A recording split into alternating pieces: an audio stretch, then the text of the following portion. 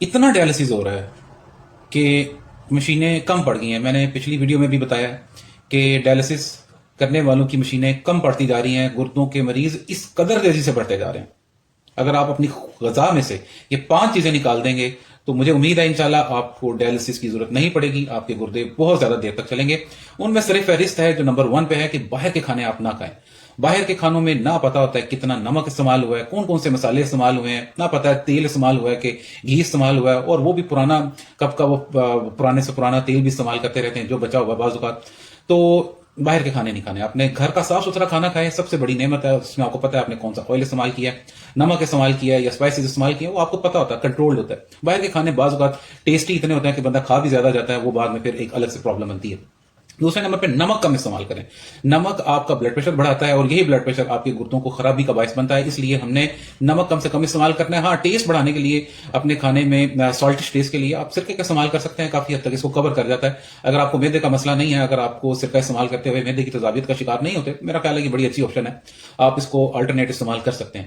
تیسری سب سے اہم بات یہ ہے کہ ڈبوں والے کھانے آپ نے استعمال نہیں کرنے. جناب، ڈبوں والے کھانے میں وہ نگٹس ہیں، وہ فش ہے، وہ پتہ نہیں جو بھی چیز جتنی مرضی چاہے ہیلدی ہے، چاہے وہ ڈبوں کے اندر آ رہی ہے، وہ پروسیس فوڈ ہے، وہ آپ کو نقصان پہنچائے گی. وہ اس نے جسم میں جا کے سوزش کرنی ہے، اور اس سوزش سے نمٹنے کے لیے پھر آپ کی باڈی کو کیا کیا کرنا پڑتا ہے، گردوں پہ بوجھ پڑتا ہے. اس لیے باہر کے کھانے کھانے کے ساتھ آپ نے ڈبوں والے کھانے، نہ تو باہر کے کھانے کھانے اور نہ ڈبوں والے کھانے کھانے ہیں.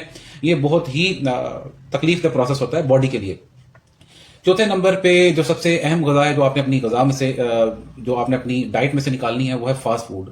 یہ جو پیزا، برگر، شاورما، سینڈوچ اور یہ ساری چیزیں میدے سے بنی چیزیں، بیکری پروڈکٹس ہیں، یہ بہت زیادہ نقصان پہنچاتی ہیں. اس لیے ان کو آپ نے ضرور اوائڈ کرنا ہے. اور سب سے اہم بات جو ہے وہ یہ ہے کہ آپ نے جب بھی 5ویں نمبر پہ جو سب سے اہم بات ہے کہ آپ نے اپنی غذا میں سے یہ مشروب کا جب بھی استعمال کرنا ہے تو وہ سادہ پانی کا استعمال کریں. یہ جو ساتھ میں کبھی ڈائٹ کے نام سے، کبھی کین کے نام پہ، اور کبھی یہ جو بوتلیں اور یہ ہم ڈفرنٹ مشروبات استعمال کرتے ہیں، منٹ مارگریٹاز، یہ بالکل اوائڈ کریں. یہ بالکل بھی مناسب نہیں ہے، یہ آپ کے گردوں کو خراب کرے گی. اس لیے یہ 5 چیزیں اپنی غذا میں سے نکال دیں.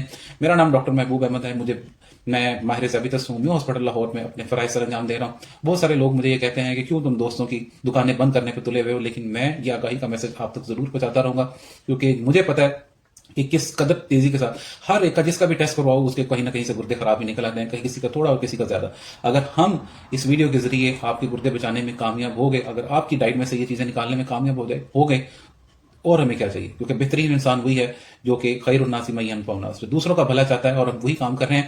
اس پیج کو لائک ضرور کریں، اس ویڈیو کو لائک کریں، شیئر کریں، دوستوں تک پہنچائیں، تاکہ جو اس ویڈیو کو دیکھیں ان سب کے لیے یہ فائدہ مند ثابت ہو. اللہ حافظ.